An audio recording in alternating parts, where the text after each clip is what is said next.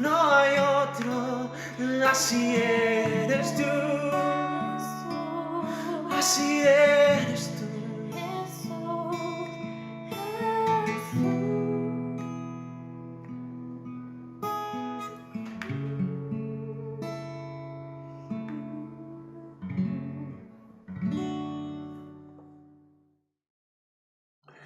Hola, ¿qué tal? Muy buenos días. Un gusto estar con ustedes, compartiendo un rato. Y la verdad que es un privilegio poder llegar a tu casa, a donde vos te encontrás. Y la idea es compartir una palabra, compartir un pensamiento. El tema de esta mañana es empezó bien pero terminó mal. Que vamos a ver la historia de uno de los tantos reyes de Judá. Su nombre era Usías. Y a modo de introducción quiero contarte una anécdota que cuenta la historia acerca del Titanic, el famoso barco que se hundió en el Mar del Norte en 1912. Había sido construido con la mejor tecnología de la época y su constructor dijo en un arranque de arrogancia, dice, a este barco ni Dios lo puede hundir. Lo cierto es que en el primer viaje, en el Mar del Norte, choca contra un témpano de hielo que le abre un rumbo en su casco, o sea, una abertura en su casco, y en un corto tiempo ese barco se hundió, llevando a 1.516 personas al fondo del mar. Ni Dios lo puede hundir. Qué palabras de arrogancia, qué palabras de soberbia, ¿no es cierto? Y hubo un rey, del cual recién les comenté que su nombre era Usías, que también de alguna manera comete el mismo error, comete la misma falta, y su final fue realmente lamentable. Usías fue rey de Judá, y el nombre o el significado de su nombre, Usías, es Jehová es mi fortaleza. Qué paradoja, ¿no? Va a ver por qué después. Su nombre, el significado de su nombre era Jehová es mi fortaleza. Reinó desde los 16 años y reinó durante 52 años, en un reinado largo. Y después de David, de Salomón, este fue tal vez el tercer rey más famoso que tuvo Israel. Porque mientras que él estuvo fiel a Dios, mientras que fue obediente a Dios, Dios lo prosperó en sobremanera, conquistó tierras, el reino se extendió a su máxima expresión. Y de veras Dios había estado bendiciendo a este varón. Pero hubo un cambio, algo pasó y de pronto lo que empezó bien terminó mal. Vamos a leer la Biblia en 2 de Crónicas, capítulo 26, versículos 5 y luego del 16 al 21. Así que 2 de Crónicas, capítulo 26, versículos 5 y luego 16 a 21. Y dice, y mientras vivió Zacarías, quien lo instruyó en el temor del Señor, se empeñó en buscar al Señor. Mientras Usías buscó a Dios, Dios le dio prosperidad. Presta atención a ese detalle. Saltamos al 16 y dice, sin embargo, cuando aumentó su poder, Usías se volvió arrogante, lo cual lo llevó a la desgracia. Presta atención a esto también. Se rebeló contra el Señor, Dios de sus antepasados, y se atrevió a entrar en el templo del Señor para quemar incienso en el altar. Detrás de él entró el sumo sacerdote Azarías junto con 80 sacerdotes del Señor, todos ellos hombres valientes, quienes se le enfrentaron y le dijeron, no corresponde a su majestad quemar incienso al Señor. Esta es función de los sacerdotes descendientes de Aarón, pues son ellos los que están consagrados para quemar el incienso. Salga usted ahora mismo del santuario, pues ha pecado y así Dios el Señor no va a honrarlo. Preste atención, esto enfureció a Usías, quien tenía en la mano el incensario listo para ofrecer el incienso, pero en ese mismo instante, allí en el templo del Señor, junto al altar del incienso y delante de los sacerdotes, la frente se le cubrió de lepra. Al ver que Usías estaba leproso, el sumo sacerdote Azarías y los demás sacerdotes lo expulsaron de allí a toda prisa. Es más, él mismo se apresuró a salir, pues el Señor lo había castigado. Y termina el relato diciendo: el rey Usías se quedó leproso hasta el día de su muerte. Tuvo que vivir aislado en su casa y le prohibieron entrar en el templo del Señor. Su hijo Jotán quedó a cargo del palacio y del gobierno del país. Mi papá tenía un dicho que decía: triste fin de un bacán. Y tal vez esa expresión tanguera, ¿no es cierto?, se aplica en este caso a este interesante rey de Judá. Empezó bien, terminó mal.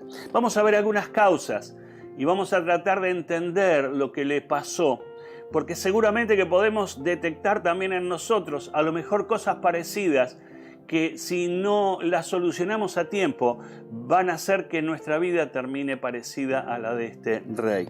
La primera cosa que quiero compartir con ustedes, allí en el versículo 5, dice que mientras el profeta Zacarías lo instruyó en el temor de Jehová, Usías buscó a Dios y por esa causa Dios lo prosperó.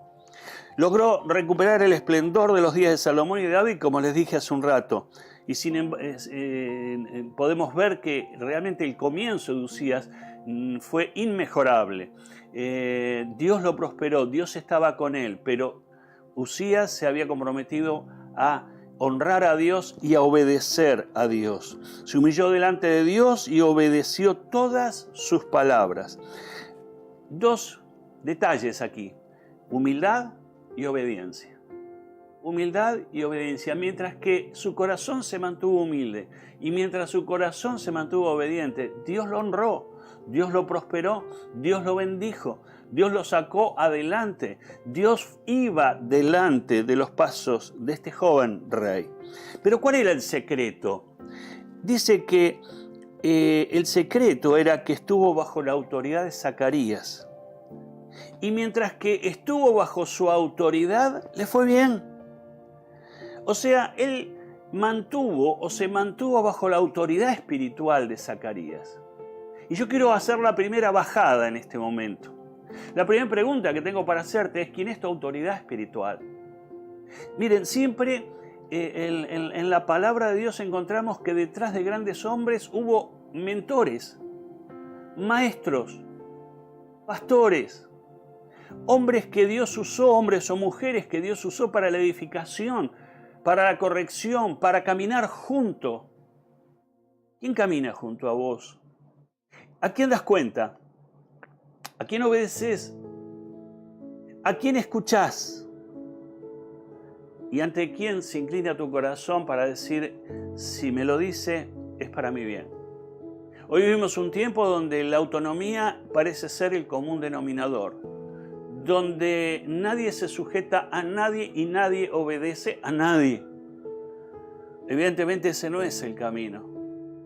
Ese no es el camino. A mí me da tristeza cuando veo iglesias donde sus pastores no están en sujeción a autoridades superiores, no dan cuenta a nadie, no rinden informe a nadie. Y esto realmente no es parte del reino. El reino de los cielos no funciona de esa manera. El reino de Dios no trabaja de ese modo. Vivimos en sujeción unos a otros y a Dios. Y dice que Usías, mientras que estuvo bajo el paraguas de autoridad de Zacarías, le fue muy bien. ¿Y vos? ¿Quién es tu autoridad? Ustedes me pueden decir: Dios es mi autoridad, sin duda. De esto nadie tiene dudas. Pero aquí, ¿quién es tu autoridad? Si sos joven, si sos adolescente, ¿cuál es tu actitud con tus padres? ¿Cómo funciona tu sujeción a tus padres? Hoy vemos una sociedad de millennials que cada vez son más autónomos, más independientes y no escuchan a nadie ni les interesa escuchar a nadie. Generaciones que vienen detrás con actitudes muy diferentes y con una independencia escalofriante. ¿Cómo está tu relación con tu mentor, con tu mentora? Zacarías empezó bien porque esto lo pudo hacer bien también. Escuchar y estar bajo la tutela, bajo el consejo, bajo el paraguas de autoridad de Zacarías. La segunda idea, en el versículo 16, comenzamos a ver el desvío en la vida de Uzías, en la conducta de Uzías. Dice que se volvió arrogante. La misma Biblia emplea esta palabra, dice, se volvió orgulloso. Y el comienzo de ese camino, cuando uno empieza a transitar el camino del orgullo, de la arrogancia, es el comienzo de un final. Uzías sustituyó sus valores iniciales por aquellos que le dieron la aprobación de Dios. La arrogancia viene cuando creemos que somos algo o que nos ganamos un lugar propio. Ahora somos nosotros los que decimos qué está bien y qué está mal. Cuando sustituyo mi opinión al consejo recibido, cuando sustituyo mi opinión a lo que Dios dice, es el comienzo de una desgracia, un triste fin que se aproxima. Y esto es lo que la Biblia nos enseña. En Proverbios 3:7 dice, no seas sabio en tu propia opinión. No seas sabio en tu propia opinión. Teme a Dios y apártate del mal. Consejo bíblico, consejo de Dios. La arrogancia desplaza a Dios de su lugar para nosotros subirnos a ese podio. Peligroso. Atractivo en parte, pero que detrás encierra amargura, dolor, fracaso, frustración, deshonra. No es lo que Dios dice, es lo que yo digo. No es lo que mi autoridad espiritual dice, ahora es lo que yo digo. Pareciera la crónica del tiempo moderno. Pareciera el relato de una historia de las que tanto abundan hoy. ¿Cómo es tu historia? ¿Cómo es? ¿Cómo está tu arrogancia? ¿Cómo está tu orgullo? ¿Cuáles son los niveles? Ojalá que en esta mañana podamos analizar, mirar, prestar atención a esto en nuestras vidas. La tercera idea que quiero compartir con ustedes es que de un corazón arrogante a la acción hay solo un paso, un soplo. En el versículo 16 de allí del pasaje que hemos leído dice que se rebeló contra Dios tomando la función que solo estaba reservada a los sacerdotes. Él comete algo realmente escalofriante. Él era el rey de Judá, pero decidió adoptar la función del sacerdote y fue a quemar incienso delante de Dios, cosa que estaba vedada. Solo los sacerdotes podían hacerlo y los descendientes de Aarón. Por eso el sacerdote reacciona cuando lo ve al rey con el incensario para ofrecer delante de Dios, cuando no era esa su función. Cuando esa función solo estaba designada al sumo sacerdote. Y lo detienen. Como un acto de insensatez lo detienen allí. ¿Cuál es el tema? La arrogancia le llevó a ocupar un lugar que Dios nunca lo llamó y que Dios nunca le dijo que ocupara. Esta misma situación es el hecho de que la arrogancia muchas veces nos lleva a estar donde no debemos de estar y a hacer lo que no debemos de hacer. Nunca des o hagas algo a lo que Dios no te llamó. No lo hagas. Pero en cambio, haz lo que Dios te dijo que tenías que hacer y estate donde Dios te dijo que tenías que estar. En este tiempo se escuchan muchas voces y Satanás es un especialista en zumbarnos el oído para justamente hacer lo que yo deseo hacer, lo que yo quiero hacer, lo que a mí me da ganas de hacer. Pero no funcionan así las cosas. Funcionan cuando obedezco, funcionan cuando estoy donde debo de estar y hacer lo que debo de hacer. En Génesis 3:9 nos relata la caída del hombre, o mejor dicho, en los párrafos anteriores. La caída de Adán y Eva, la desobediencia de Adán y Eva. Y lo primero que hacen ellos es ocultarse de Dios cuando ellos cayeron en pecado, cuando ellos estaban en falta. ¿Y sabes cuál es la pregunta que Dios le hace? ¿Dónde estás tú? No le pregunta a Adán, Adán, ¿qué hiciste? Adán, ¿qué te pasó? Adán, ¿por qué desobedeciste? No es esa la pregunta. ¿Saben cuál es la pregunta de Dios? La pregunta de Dios, ¿dónde estás tú? Y esa es la pregunta a ti también. ¿Dónde estás tú? ¿Dónde estás tú con respecto a la obediencia a autoridad, con respecto a la sujeción a Dios y con respecto a hacer lo que Dios te dijo que hicieras? ¿Dónde estás tú? La pregunta del Señor. En Apocalipsis, allá por capítulo 2 o 3, el Señor le habla a las iglesias, a una de ellas, la de Éfeso. ¿Saben lo que le dice? Le reclama que habían perdido su primer amor. Se habían vuelto religiosos, se habían acostumbrado a la religión, pero habían perdido la esencia, la pasión, el amor, el afecto hacia Dios. Y Dios le dice, fíjate de dónde has caído, arrepiéntete y vuelve a hacer tus primeras obras. Fíjate que la pregunta es, fíjate de dónde has caído. ¿Dónde? No es qué, es dónde. ¿Dónde estás? Hoy es un tiempo donde decidimos cambiar de lo que sea, cambio de iglesia, cambio de relaciones, cambio de autoridades, cambio como puedo cambiar de verdulería, de supermercado. Pero el reino de los cielos no funciona de esa manera. Tengo que estar donde Dios me plantó y ser luz donde Dios me puso. No cambies tus mentores. No cambies tus mentores. No funciona así. Vuelve a tu primer amor, vuelve de donde Dios te llamó y plantate en ese lugar, sé luz y resplandor de la gloria de Dios donde Dios te puso. En el versículo 19 vemos que se enojó. Entonces a la arrogancia le sigue el enojo.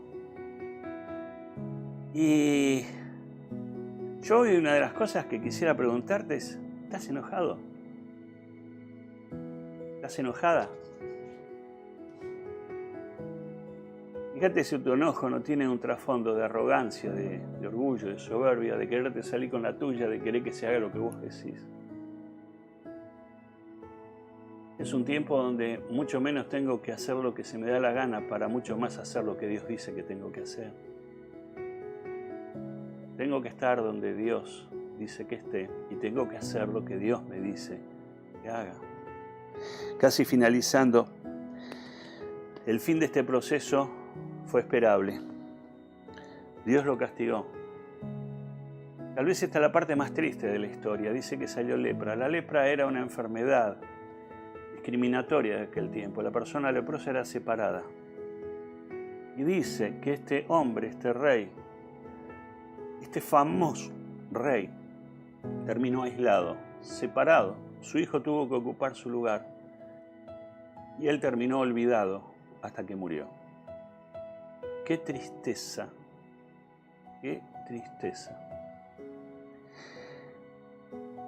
Dios desea algo diferente para vos y para mí. Pero eso diferente viene de la mano de la obediencia y de la sujeción.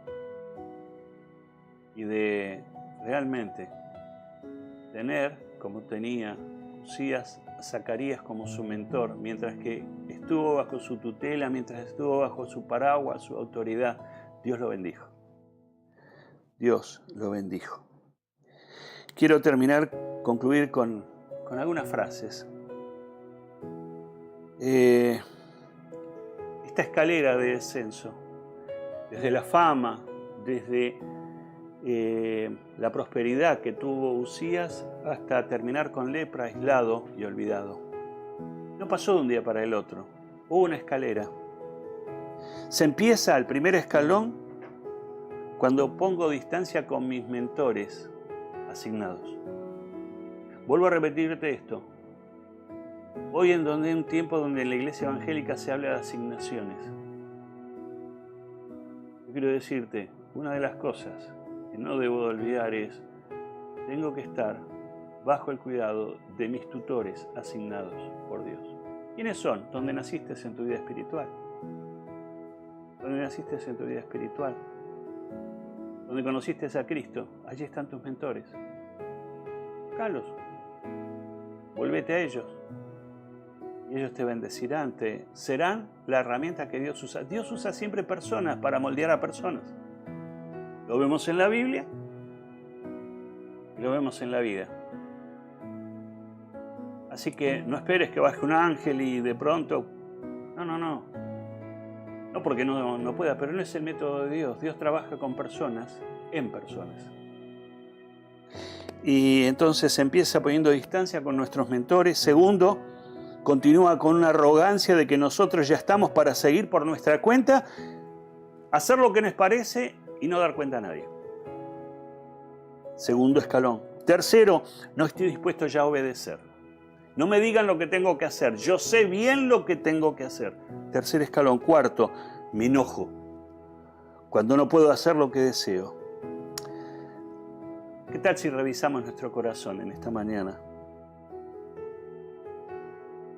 La suficiencia, la autoafirmación, el enojo no es el camino. ¿Qué te parece si nos volvemos a caminar por donde un día empezamos? Y si nunca empezaste, empieza hoy. Busca a Jesucristo como tu Señor, tu Salvador, y el Señor abrirá camino delante de tus pies.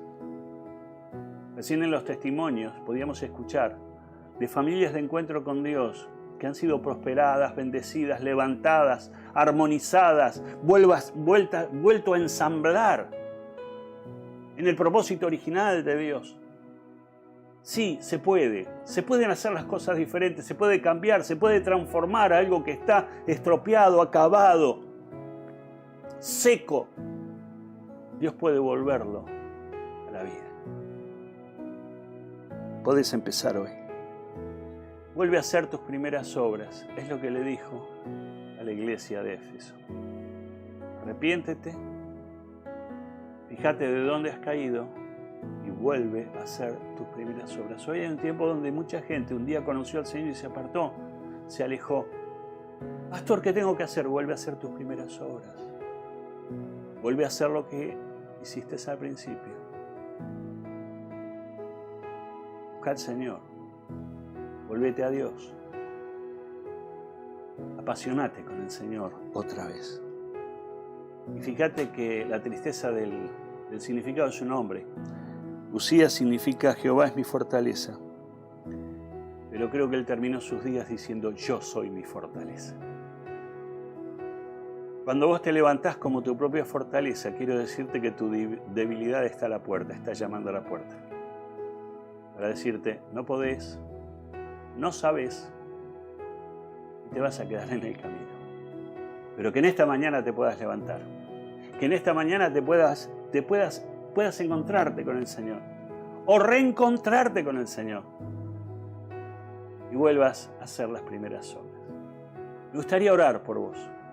Si sos creyente, puedas reflexionar a lo mejor en esto. ¿Cómo anda el amperímetro de tu arrogancia? En realidad debería estar en 0. En realidad deberíamos estar en 0. En eso, en 0. Pero a lo mejor hay 1, 2, 3 líneas de arrogancia. Hay que trabajar en eso. Tenemos que volver a la humildad, a la obediencia y a la sujeción. Vamos a desterrar todo aquello que viene del mismo infierno, porque la arrogancia, la soberbia, fueron los que inspiraron al surgimiento de Satanás en el cielo. Ser como Dios, ser igual a Dios. Vamos a volvernos a Dios en esta mañana, para que los testimonios del domingo que viene se multipliquen muchos más, para decir, Dios es mi fortaleza, Dios es mi fortaleza, no yo, Él es mi fortaleza. Vamos a orar, y me gustaría orar por vos. Extendé tu mano a la pantalla, yo extiendo la mía, y vamos a hacer un acto de fe, que mi mano puede tocar la tuya, allí donde estás, en el comedor, en la cocina de tu casa, en el dormitorio, en el patio, donde estés. Yo quiero tocar tu mano, orar por vos y bendecirte en el nombre de Jesús. Y prepárate para los milagros que vienen para tu familia. Prepárate para el cambio que viene para tu corazón. Prepárate para las cosas nuevas y buenas de parte de Dios. Oro en el nombre de Jesús. Señor mío, Rey mío y Dios mío, en el nombre de Jesús. Mi mano extendida es tan solo una señal física, pero Señor, lo que va detrás es movernos en el Espíritu, andar en el Espíritu, y en el Espíritu bendigo, Señor, a cada vida, cada uno de nuestros oyentes, cada uno de nuestros amigos que está del otro lado de esta cámara. Los bendigo en el nombre de Jesús, sus familias, sus hogares, sus hijos, sus padres, su familia extendida. Señor, extiende tu mano poderosa, sea tu mano la que toque, sea tu mano la que implante el poder y la autoridad de tu parte, Señor. Oh Señor, yo ruego por cada una de las familias que sean, Señor, en esta hora benditas en ti. Y oh Padre, que el tiempo nuevo, el tiempo de la prosperidad espiritual, física, material, aún en la salud, Señor, esté llegando a cada vida. Oro por los enfermos, para que sean sanados en el nombre de Jesús, para los que están con síntomas de COVID, para aquellos que están sufriendo, para aquellos que están internados, para aquellos que están en sufrimiento. Los bendecimos en el nombre de Jesús y soltamos palabra de sanidad, de fe, en el nombre de Jesús. Toca, Señor, bendice las vidas y los hogares, en el nombre de Jesús. Amén y amén. Que Dios te bendiga.